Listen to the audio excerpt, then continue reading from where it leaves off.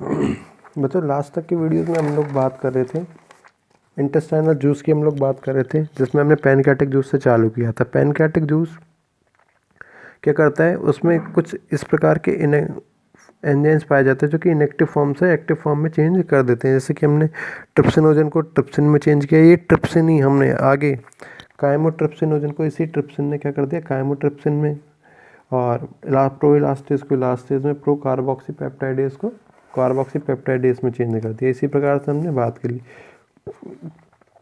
Elastin जो enzyme था, ये जो फूड में जितने भी फाइबर मॉलिक्यूल्स आते हैं, फाइबर मॉलिक्यूल्स जैसे हम लोग रेशे किसी भी पदार्थ की बात करते हैं, उनमें इलास्टिसिटी पाई जाती है, खिंचने का गुण पाया जाता है। जैसे कि रबड़ होता है, उसमें इलास्टिन प्रोटीन का बना होता है। तो इस पे तोड़ने के लिए यहाँ पे एंजाइम होता है इलास्टेज, ठीक है ना। जो कोई भी ऐसा प्रोडक्ट आए जो कि जिसमें इलास्टिसिटी पाई जाए, इलास्टिन फाइबर्स पाए जाए, उनको तोड़ सके इलास्टेज एंजाइम की हेल्प से। फिर बात की हमने स्टार्च और ग्लाइकोजन, ठीक है ना, जो कि ह्यूमन के अंदर मोस्टली मिलते हैं। अगर हम कोई भी कैटल की बात करते हैं तो यहाँ पे सेलुलोज भी आ सकता है। और ये तीनों के तीनों प्रकार, स्टार्च, ग्लाइकोजन और सेलुलोज, ये क्या है, पॉलीसैकेराइड मॉलिक्यूल से एक लार्ज मॉलिक्यूल है। किसका, कार्बोहाइड्रेट का, ठीक है ना। तो हमको क्या करना पड़ेगा, इनको स्मॉल मॉलिक्यूल्स में डाइजेस्ट करने के लिए, डिसॉल्व करने के लिए तोड़ना पड़ेगा। तो हम इसको तोड़ देते हैं माल्टोज में, या कोई भी छोटे छोटे ऑलिगोसैकेराइड्स में। ऑलिगो का मतलब होता है टू, यहाँ पे लिख दिया हमने, ऑलिगोसैकेराइड शुगर में, कार्बोहाइड्रेट्स में। तो इसको तोड़ने के लिए हमारे पास एक एंजाइम होता है जो कि पैनक्रियाटिक जूस में पाया जाता है, पैनक्रियाटिक एमाइलेज, ठीक है ना। इसी प्रकार से हमने एक इमल्सिफाइड फैट का फॉर्मेशन किया था। इसको और ज़्यादा ब्रेक करने के लिए, फैट का हमेशा फॉर्मेशन होता है फैटी एसिड्स की सहायता से, फैटी एसिड्स की सहायता से होता है। तो इसको ब्रेक करने के लिए यहाँ पे हमने यूज़ में ले लिया एक लाइपेज नाम का एंजाइम, जो कि कहाँ पे प्रेजेंट पाया जाता है, इंटेस्टाइनल जूस के अंदर, जो कि कहाँ पे होता है, इंटेस्टाइनल जूस के अंदर। और इसी प्रकार से यदि बात की जाए आरएनए और डीएनए को तोड़ने के लिए, आरएनए और डीएनए को भी ब्रेक किया जा सकता है। किस में किया जा सकता है, नाइट्रोजनी बेस पेयर्स में, जैसे कि हमने 11th में पढ़ा हुआ है, नाइट्रोजनी बेस पेयर्स, और पेंटोज शुगर होती है, और फॉस्फोरिक एसिड होता है। ये क्या करते हैं, डीएनए और आरएनए का फॉर्मेशन करते हैं। तो आरएनए को तो ब्रेक करता है कौन, राइबोन्यूक्लियेज एंजाइम। आरएनए को ब्रेक करने का काम करता है राइबोन्यूक्लियेज एंजाइम, और डीएनए को ब्रेक करने का काम करता है डीऑक्सी राइबोन्यूक्लियेज एंजाइम, ठीक है ना। इनको किया जा सकता है, आसानी से ब्रेक किया जा सकता है। तो ये यहाँ तक का प्रोडक्ट हो जाता है हमारे पास। फिर बात की जाए, कुछ सिंपल प्रोडक्ट होते हैं, जैसे कि हमने ऊपर माल्टोस का फॉर्मेशन किया है। इस माल्टोस को आगे भी ब्रेक किया जा सकता था, किसमें, ग्लूकोज में। किसमें, ग्लूकोज में। किस एंजाइम की सहायता से, माल्टेज नाम के एंजाइम की सहायता से। इसी प्रकार से सुक्रोज होता है, जो कि जिसका फार्मूला होता है C12H22O11। इसको यदि ब्रेक किया जाएगा और तो ग्लूकोज में, जिसका फार्मूला क्या आ जाता है, C6 पे आ जाता है, C12 से सीधा C6 पे आ जाता है, ठीक है ना। तो इस प्रकार से हम लोग बात कर सकते हैं सुक्रोज की। सुक्रोज यहाँ लिख देता हूँ मैं, C12H22O11, ठीक है ना। इसको हमने ब्रेक करा है किसकी हेल्प से, सुक्रेज एंजाइम की हेल्प से। किसमें, ग्लूकोज प्लस फ्रुक्टोज में। इसका फॉर्मूला होता है C6H12O6। मतलब C12 को हमने ब्रेक कर दिया है किसमें, C6 के दो मॉलिक्यूल्स में, ठीक है ना। C12 को हमने तोड़ दिया C6 में, मतलब ब्रेक कर दिया हमने, छोटे मॉलिक्यूल्स का फॉर्मेशन कर दिया। अब इस ग्लूकोज को क्या किया जा सकता है, आसानी से एब्जॉर्ब किया जा सकता है। इसी प्रकार से ऊपर की तरफ हमने बनाया था माल्टोज, ठीक है ना। इस पे हमने काम किया कि कौन से एंजाइम का, माल्टेज एंजाइम का, जिससे हमने बना दिया है ग्लूकोज प्लस ग्लूकोज। ये भी स्वीट 12 होता है, लेकिन ये क्या होता है, डी और एल मेथड पे आइसोमेरिज्म शो करते हैं, सुक्रोज और माल्टोज एक दूसरे से। इसी प्रकार से ग्लूकोज और फ्रुक्टोज क्या करते हैं, एक दूसरे से आइसोमेरिज्म शो करते हैं। फिर यदि बात की जाए तो लैक्टोज की यदि बात की जाए तो, जो कि एक ऐसी शुगर जो कि कहाँ मिलती है, मिल्क में मिलती है, लैक्टोज। इस पे काम कर सकते हैं हम लोग लैक्टेज एंजाइम का। लैक्टेज एंजाइम इसको किस में तोड़ देता है, ब्रेक कर देता है ग्लूकोज में और गैलेक्टोज में। गैलेक्टोज शुगर में, लैक्टोज जो शुगर है इसको लैक्टेज एंजाइम ग्लूकोज और गैलेक्टोज में क्या कर देता है, चेंज कर देता है। इसी प्रकार से यदि बात की जाए पॉलीपेप्टाइड की, वापस से हम प्रोटीन पे आ रहे हैं, तो इसको हम लोग डाईपेप्टाइड में चेंज कर सकते हैं, या कह सकते हैं हम लोग अमीनो एसिड। पॉली का मतलब होता है लार्ज प्रोटीन, ठीक है ना। इसको हम लोग किस किस एंजाइम की सहायता से, अमीनो पेप्टाइडेज एंजाइम की सहायता से, अमीनो पेप्टाइडेज एंजाइम की सहायता से किस में ब्रेक कर सकते हैं, डाईपेप्टाइड में, और अमीनो एसिड्स में क्या कर सकते हैं, चेंज कर सकते हैं। इस डाईपेप्टाइड को, और यदि डाईपेप्टाइड की यदि बात की जाए, ये जो डाईपेप्टाइड हमारे पास बन के आया है, ये जो डाईपेप्टाइड हमारे पास बन के आया है यहाँ पे, ठीक है ना, इसको हम लोग आगे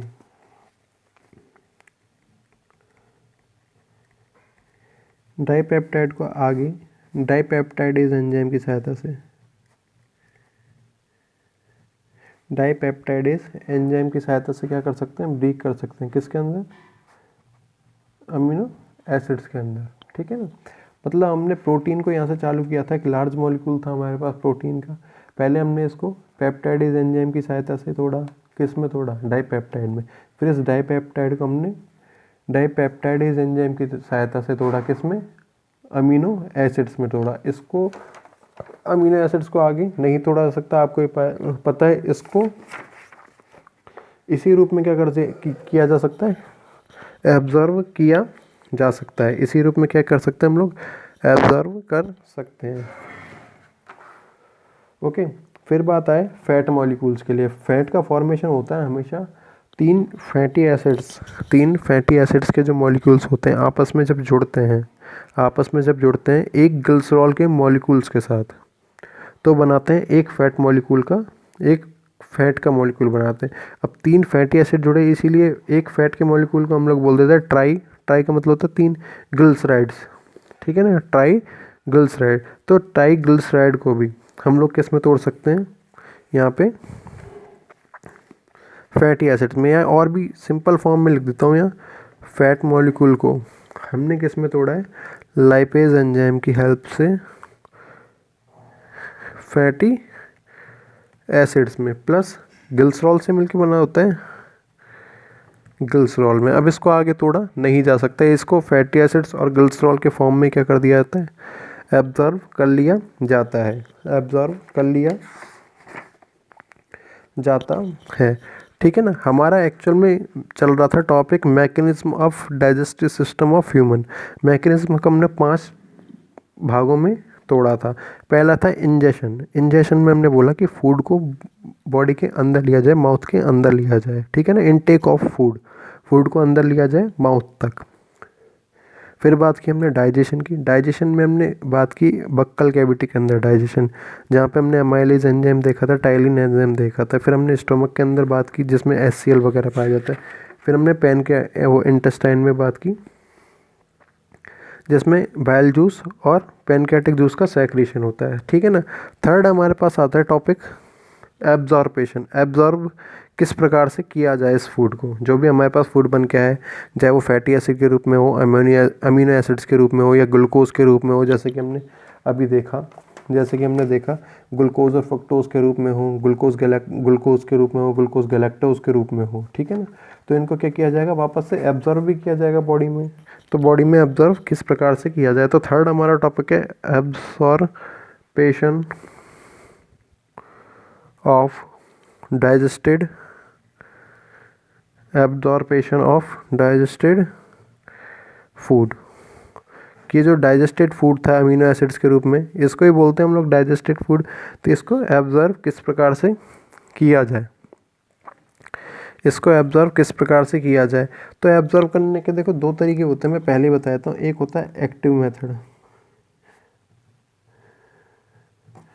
एक होता है पैसिव मेथड। ये पहले भी आपने दोनों जो वर्ड है ये सुन रखे हैं जब हम पढ़ रहे थे क्या, स्टोमेटल रिएक्शंस पढ़ रहे थे प्लांट के अंदर। जो रूट के अंदर हम लोग ट्रांसपिरेशन को पढ़ा, हमने वाटर एब्जॉर्प्शन को पढ़ा था, तो हमने एक्टिव और पैसिव दोनों मेथड को पढ़ा था।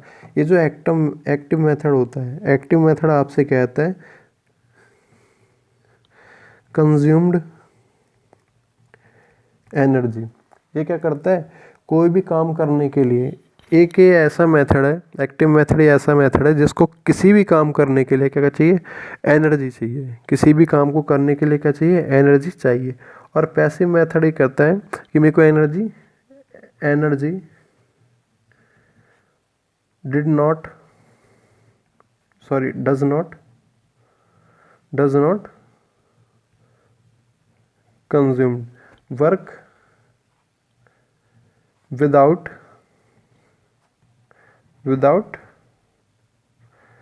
एनर्जी। बिना एनर्जी के क्या कर सकता है, मेथड काम कर सकता है। जैसे कि हम लोग बात करते हैं डिफ्यूज़न मेथड की, हमने बात की थी, मैं दोबारा समझा दूंगा या कोई दिक्कत नहीं है। डिफ्यूज़न मेथड की हमने बात की थी कि डिफ्यूज़न मेथड जैसे हमने पहले पढ़ा है कि ये एक क्या है, बकेट है। एक क्या है, बकेट है, किससे भरी हुई है, पानी से भरी हुई है, वाटर फिल्ड, पानी से भरी हुई बकेट है।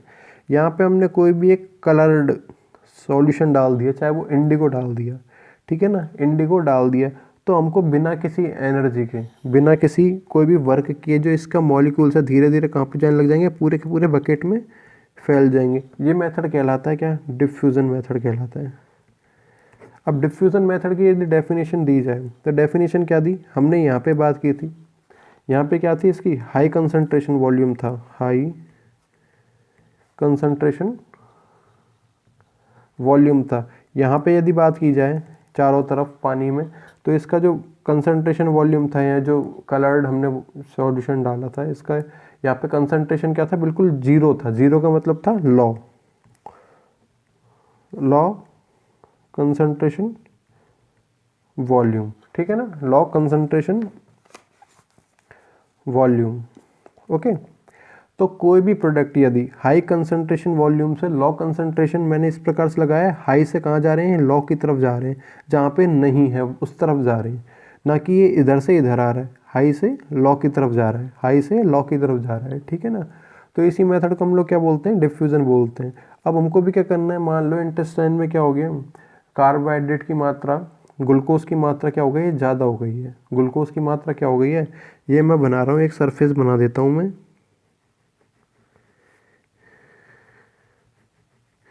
ये क्या है, मान लो इंटेस्टाइन है, ये क्या हो गई, इंटेस्टाइन हो गई, इंटेस्टाइन की लेयर हो गई है। इसके चारों तरफ क्या पाई जा रही हैं, सेल्स पाई जा रही है। समझाने के लिए बता रहा हूँ बस, ओके। ये क्या है, सेल्स, ये क्या है, सेल्स, ओके। यहाँ पे क्या पाया जा रहा है, C6H12O6, ये क्या है, ग्लूकोज, प्लस अमीनो एसिड पाए जा रहे हैं, plus fatty acid, short form में लिखा है मैंने, ए का मतलब है अमीनो एसिड, यहाँ लिख देता हूँ मैं, A equal to amino acid, F A equal to fatty acid. और फैटी एसिड क्या है, ऊपर भी समझाया हमने, फैट के मॉलिक्यूल्स को हमने ब्रेक करके बनाया, किसका फॉर्मेशन किया, फैटी एसिड्स का फॉर्मेशन किया है, ठीक है ना। तो ये जो इंटेस्टाइन के अंदर ग्लूकोज की मात्रा क्या हो गई, quantity of glucose, amino acid और फैटी एसिड क्या हो गए, ज़्यादा हो गए इंटेस्टाइन के अंदर। यहाँ मैंने लगाया प्लस, इसीलिए ज़्यादा हो गए।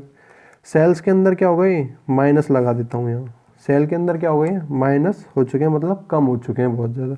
तो कंसंट्रेशन ग्लूकोज की, अमीनो एसिड की और फैटी एसिड्स की कहाँ पे ज़्यादा होगी, इंटेस्टाइनल लेयर के अंदर होगी। इंटेस्टाइनल लेयर के अंदर क्या होगी, इसकी कंसंट्रेशन ज़्यादा होगी। तो हमने भी क्या बात की, हाई कंसंट्रेशन से लो कंसंट्रेशन। लो कहाँ पे होगी, सेल्स के अंदर होगी। लो कहाँ पे होगी, सेल्स के अंदर होगी। हाई कहाँ पे होगी, इंटेस्टाइन वॉल के अंदर होगी। तो हाई से लो की तरफ जाएगा, हाई से लो की तरफ ये सारे के सारे मॉलिक्यूल्स चले जाएं।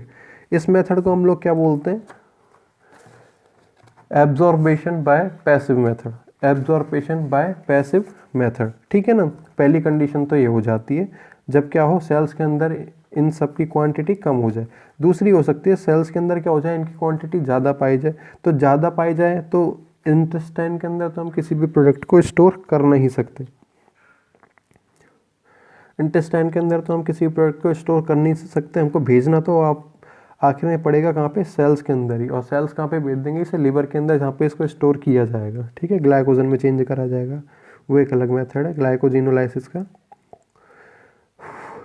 ठीक है। तो यहाँ पे अगर इसको by force, when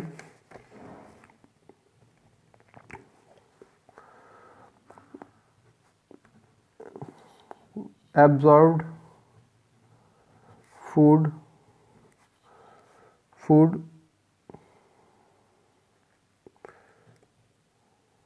sent by force in cells के अंदर क्या किया जाए, बाई फोर्स क्या भेजा जाए, इस फूड को, एब्जॉर्ब फूड को, ग्लूकोज को, अमीनो एसिड को, फैटी एसिड को भेजा जाएगा। तो इसमें क्या होगी, हमको कुछ फोर्स लगाने के लिए, धक्का देने के लिए क्या चाहिए, एनर्जी चाहिए। धक्का देने के लिए क्या चाहिए, एनर्जी चाहिए। तो इस मेथड को बोलेंगे हम लोग एक्टिव मेथड, इस मेथड को बोलेंगे हम लोग एक्टिव मेथड। तो हमने एब्जॉर्बेशन दो प्रकार से समझा है, ये समझाने के लिए पूरा का पूरा समझाया मैंने एब्जॉर्बेशन। बाकी जैसे ही मैं बोलूँ पैसिव मेथड, तो एक चीज़ समझ में आ जानी चाहिए, क्या हो जाएगा, एनर्जी कंज्यूम नहीं होगी। एक्टिव मेथड की बात करें, एनर्जी कंज्यूम होगी, ठीक है ना। तो हम लोग पढ़ेंगे absorption of digestive food next video में। Thank you.